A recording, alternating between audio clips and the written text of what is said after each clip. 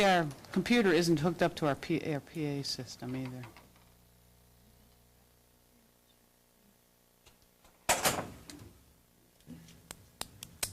That's what I get when I turn it off. I was playing with it earlier.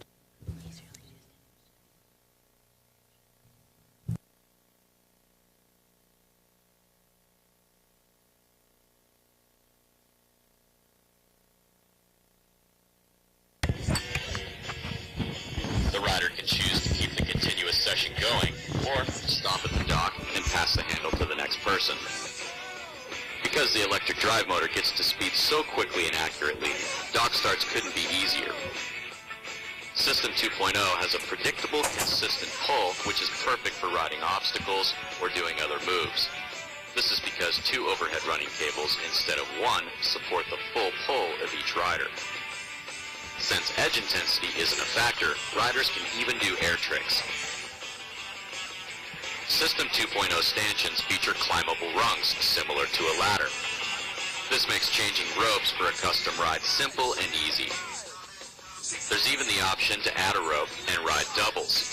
The System 2.0's strong electric motor has plenty of torque to handle whatever you throw at it.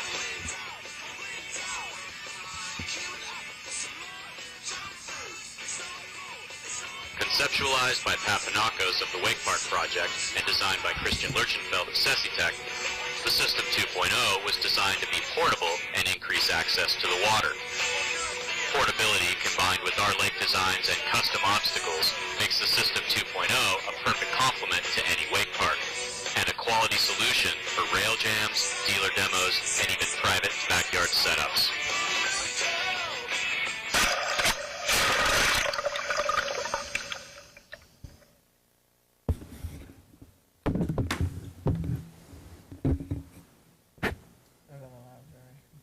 But anyway, that's the kind of the explanation of the System 2.0 electric wakeboard. Obviously, this is primarily dealing with it being at the Wild Wings Cafe. And in your packet is a copy of Resolution PC 1108, which recommends approval of Ordinance 1110.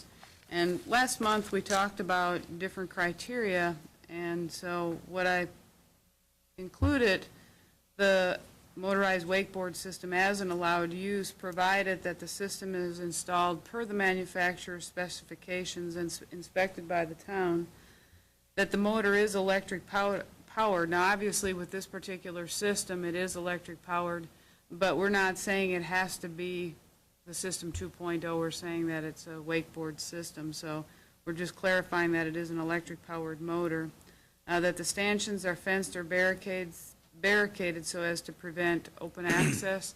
There'd be a variety of ways to doing that, and we would rather leave that to the applicant when they come in with this to figure out the best way to achieve that.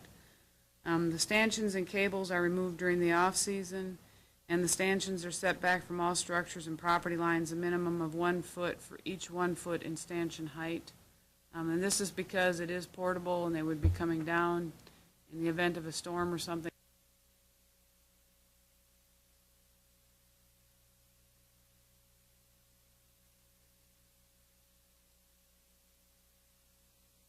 Outstanding questions that you had last month.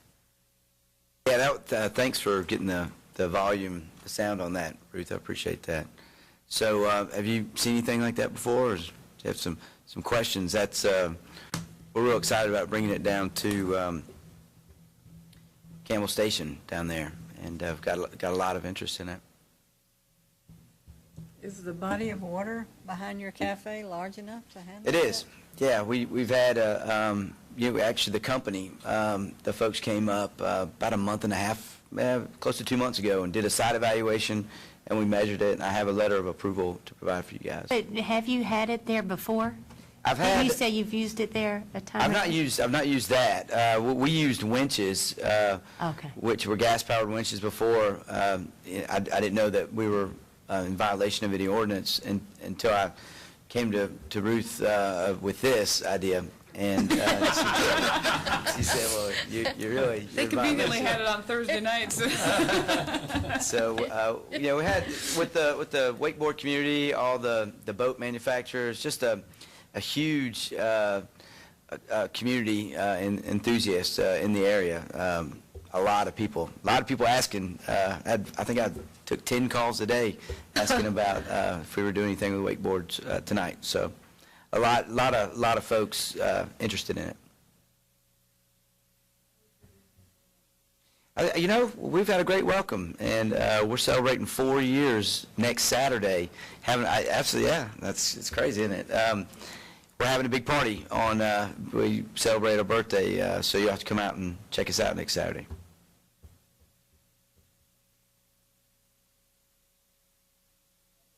Last week is not only security, but you will have, I guess, not exactly a lifeguard, but that sort of person.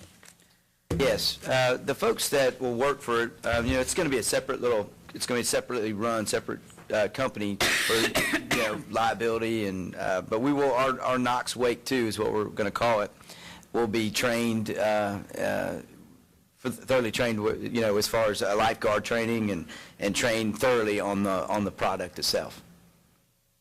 And you had mentioned something about it needed to be installed up to the manufacturer's specs. Well, they'll actually come and install it themselves and do the training. So they'll actually come up and do it themselves. That's helpful. Yeah. So will you be doing like competitions and all that stuff there? I think we will. The Pro Tour is actually coming into town That's in what August. I was just wondering if, And we're hoping it starts on Friday. so you're hoping to get everything? Thursday night. We want to get them in there Thursday night, and we'd like to welcome those guys to join us out here in Farragut for sure.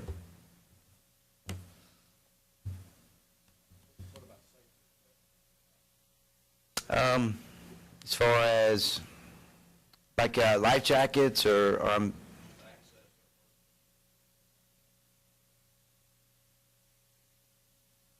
well, it'd be Not without It's- peril, so it's right. the ability to get to someone and then deal with that situation. Yeah, that Think would be about our staff. liability and the regulation. Okay. It'd be like having a lifeguard on duty to come out there. It's not terribly big. If something did happen, they're going to have a life jacket on, so we'd be able to get to them. I'm not sure that I'm answering your Well, question you correctly. had, I think you already sort of answered it when you were talking about that, like your staff was going to be Our staff will be trained. They'll be- trained yes. into that, so someone will always be there. Well, to- yeah, I mean, we're not going to, our staff will be there. They'll be the only people operating it. I mean, it's a pretty big investment. It's a, we're not going to let anybody control that thing. So our staff will be on there with a controller, at all times.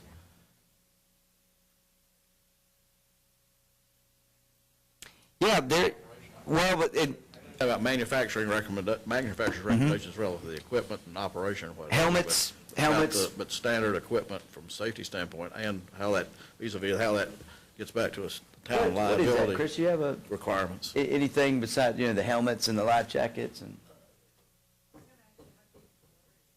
17 feet in the middle? Yeah. Good evening. Chris Moon with KnoxWake.com. I'm teaming up with Dave on this little adventure, but it starts off about 3 feet and then it bowls in about 17 feet in the middle. So it's a nice bowl all the way around. But to answer your questions as far as safety, the helmets is required for anybody that comes out. Life jackets, it has to be Coast Guard approved life jackets. There's a lot of life jackets that aren't Coast Guard approved, and it'll have a label on it, and we'll have some on site for rental or, for free just to make sure everybody's covered on that. But anybody that comes in will sign a waiver that will not only meet the requirements of the manufacturer but our insurance. So, safety is our number one What's the height, concern. I'm sorry, what's the height requirement? I mean, you're not just going to let children and all this, do you? If you're, Well, it's not like we're going to have like you get all those rides and everything. But if you're under 18, if you're under 18, then your parent is going to have to be there with you. You're Okay. going to have to be accompanied by your parent. So there's no And they'll be there to sign that sign with you. Okay. We had an 8-year-old, this guy's amazing, that came for when we were doing it with the winches last couple of years, and he I don't know that he would have met that requirement, but he's quite there's no he ride. is quite the rider, that's for sure. It would depend. There's going to be several different options. So there's going to be some clinics that I think that some of the manufacturers and boat shops that will put on in there. Really, we've had a lot of interest in it. And then, we'd probably do $15 for an hour, and you'd be able to get 5 people, for an hour, rotating in. Closest one to this area. The closest one, there's one in, correct me if I'm wrong, Chris, Cincinnati. There's one in Eastman, Georgia, So there's not- and Orlando, No one- Florida. There's several, and then there was a couple that got put into some California. Texas, None in Tennessee, California. though. None in Tennessee. Right. This is the first. Wow. There's a new one they just put up in a big summer camp that they were I was just talking to the guy last night on the phone. So, but you'd be the first one in the state of Tennessee. And we'll give all you guys a free ride. All you guys get a free hour. I'm sorry. You been scratching Yeah, scratch that off. I'm sorry. I'm going to go right after I'd be Don. wanting to go flying over our cafe. I was just going to say one thing. The big concept behind the 2.0 system is not everybody can afford a $70,000, $80,000 wakeboard boat. We're family oriented with the sport, and we want everybody to be able to come out and ride and enjoy it. So that's kind of the concept why we're involved, and then that's why we want to do it locally. It's great revenue for the town of Farragut, and we've had a great time in the past. I think we want to continue that on. So, What are your hours of operation going to be? It's going to be that's going to be directly related to sunlight, daytime hours. But so it'd be. Probably open at 9 in the morning, maybe 10. We're putting all that together, and then of course it'd be over before dusk. But season-wise, you could actually open it like April Yeah, and stay the way the heat's been October, November. exactly. So really, about 3 months, you would not be operating. That's we would hope so. 3 or 4. Yeah. At 4 at the most. Pretty good. Yeah, that's kind of what we're thinking. One of the things that I pointed out last time, that in reality, this is probably a more green way of providing this type of entertainment, because you don't have the gas-powered boats in the water, which is an environmental issue, and the electric motor actually is more efficient and less polluting. So. And quiet, it's if you listen to that, it's you could have a hairdryer not even on high, and it's a lot. It's that would be louder than the system. Questions? When do we sign up? Right. Our first lesson. I have a motion. Move to approve Resolution PC 11-08. A second. All those in favor? Aye. Opposed? And we expect the mayor to be there for the ribbon cutting. Thank you very much. Thank you. Good luck. Cut the ribbon while he's wakeboarding. Yeah. I'm already handicapped, that's enough.